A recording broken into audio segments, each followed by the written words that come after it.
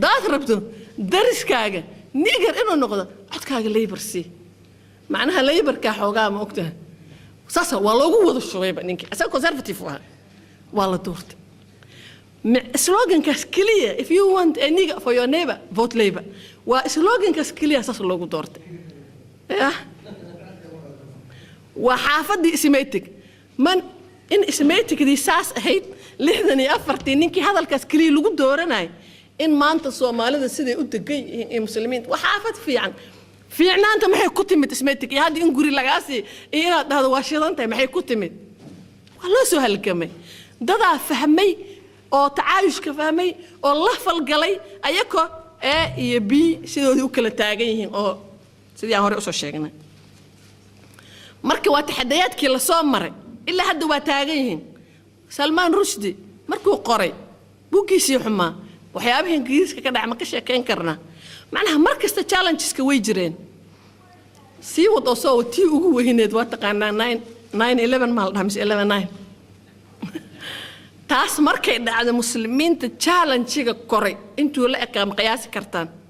September 11 macnaha waxa soo challenge ah haddana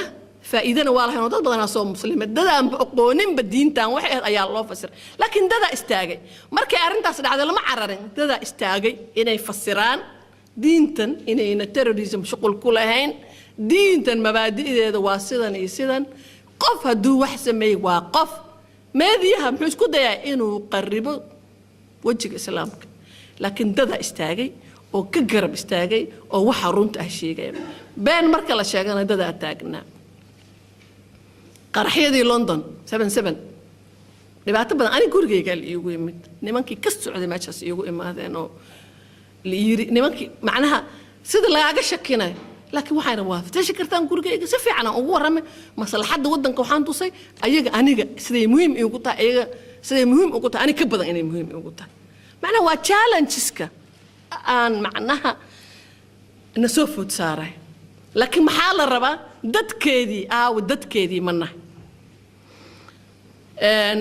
waxa kamid aha Holland waad ogtiin dhibaatadii gabadheeni ayaa in xirsi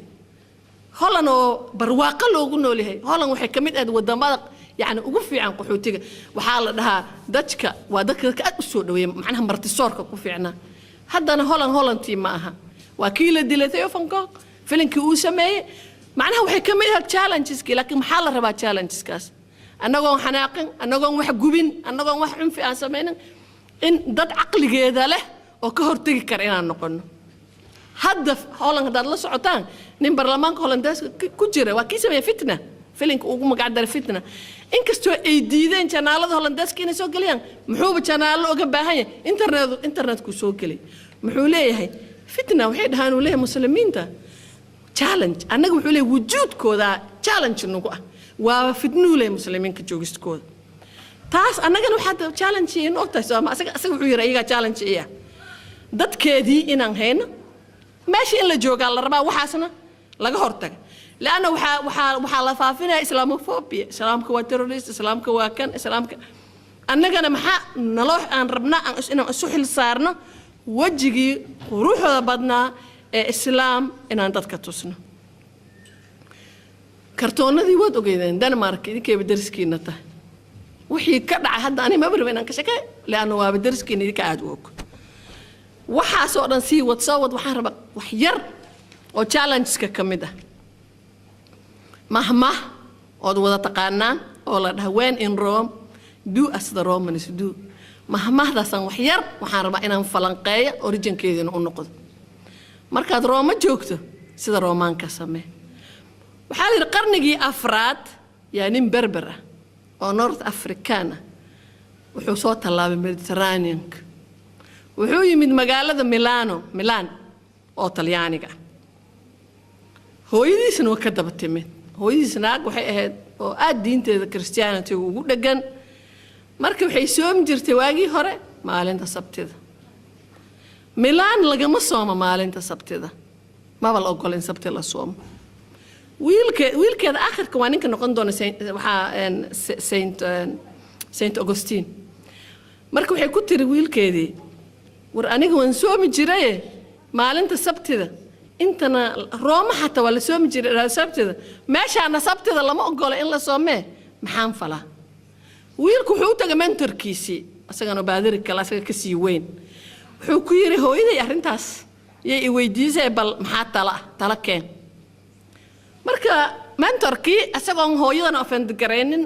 macnaha meel dhaxaad xal wasat u raadinaya moogday wuxuu yiri waa run xaggana sabtida lagu soomaa intana sabtida waa ninka mahmaadaas bixi wuxuu yiri when in Rome do as the Romans do xagga markaa tagto ku soon sabtida laakiin inta ha ku soomin marka waxaan rabnaa hadda boundary-gii Rome inaan fiirino iyo wixii la sameyn kara iyo maxaa ibal tanaan rabaa marka hadda waxyar inaan analysis gareyno in macnaha when in Rome do as the Romans do ma waxay ku xiran tahay annaga waa imaanay qaxooti Soomaali muslimka iska badaa qaxooti Soomaali ee Norway mid marka Norweyanka waa Rome Norway waa Rome dadka degan waa Romanki marka dadkii Soomaalida oo yimid ma waxa macnaha matana lagu dabaqay maxaa leeyahay when in Rome do as the Romans do macnaha ina analysis gareyno ma waxay ku xiran tahay tirada dadka iyo yaraantooda miyay ku xiran tahay maya powerka miyay ku xiran tahay maya mujtamaca inay ku cusub yihiin miyay ku xiran tahay maya rabidooda miyay ku xiran tahay marka waxaan rabaa dhowr angal inaan ka fiirino tiradii aan rabaa inaan ka fiirino waqtigii imperialismada ingiriiska adduunyada kala baro qabsatay Soomaa Talyaaniga Faransiiska qolo walba meel bay qabsatay way yaraayeen mesela India oo kale waa shibh qaar markuu ingiriiska haystay tirada ingiriiska meesha joogta iyo hindida yaa badan